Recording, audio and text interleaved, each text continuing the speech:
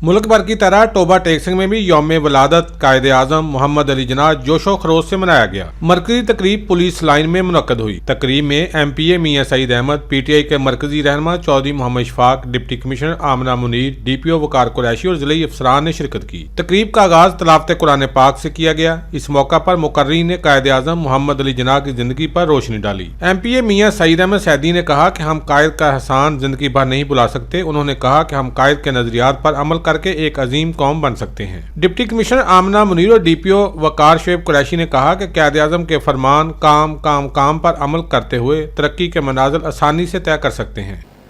कौन जानता था कि ये अजीम बच्चा जो कराची में पैदा हुआ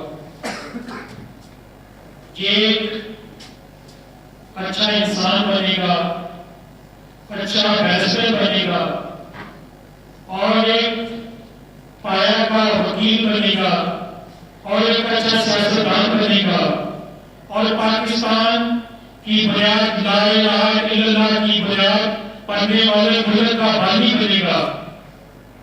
कोई नहीं जानता था कि अल्लाह ताला ने इस फर्जंद को बेशुमार अपनी रहमतों से नवाजा।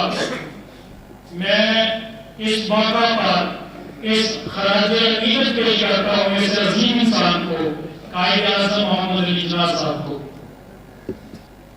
जब हम कायद आज़म मोहम्मद अली जिन्ना की शख्सियत को, आपकी अजमत को उस वक्त तक नहीं समझ सकते जब तक हम इस बात का तयन न करें कि जो काम आपको दिया गया था वो कितना बड़ा था। बसरीर के मुसलमानों के लिए एक अलग वतन का हुसूल, ये आपका मिशन था जो आपको सौंपा गया।